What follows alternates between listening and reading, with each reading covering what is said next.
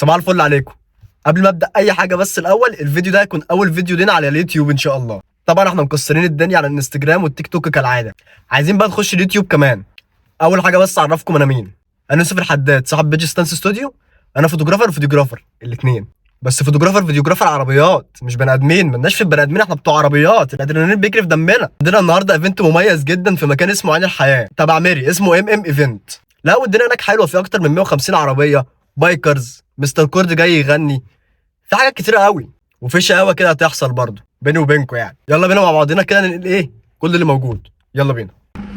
طيب كده احنا لسه واصلين الحمد لله اهو. دي بدايه الدخول. انا قلت بس اوريكم المكان عامل ازاي.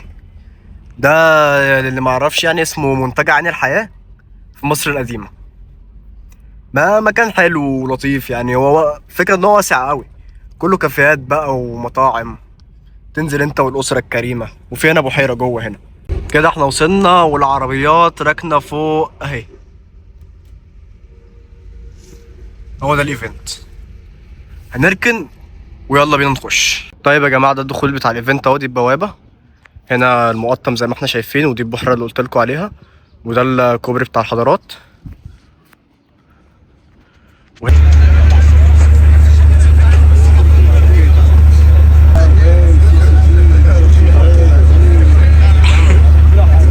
ويعني اغانيه تراكاته عظيمه ومميزه. احب اقدم لكم المميز مستر كوردي. ممكن تشجيع كبير قوي بقى. انا بس قبل ما يبدا يعني انا عايزه اقول لك، اسالك سؤال. قول لي، انا عارفه ان انت بايكر وبتحب العربيه يعني كل حاجه. الناس اللي واقفه هناك دي، يو يو come closer, come closer. It's not Christmas time, but it's gonna be a good time, and I'm not here for a good time.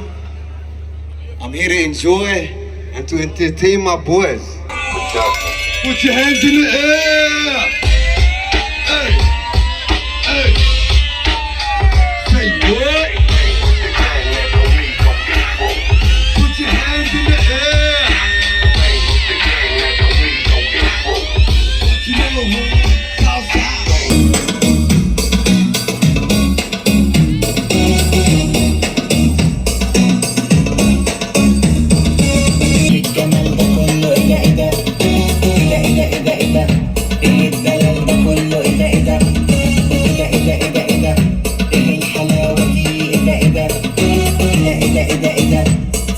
مفيش منها كده كده،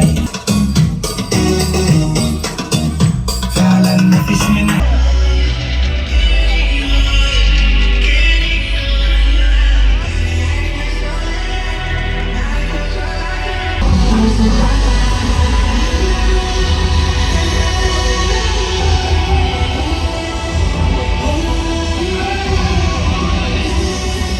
لسه مخلصين دلوقتي والساعه 8 من الساعه 12، بس ايفنت كان رايق قوي ما يتزقش منه الصراحه.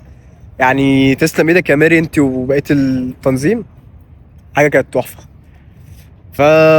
انا عارف ان انا ما صورتش كتير هنا على اليوتيوب، بس معظم الوقت كنت بوديه عشان نصور الانستجرام والتيك توك.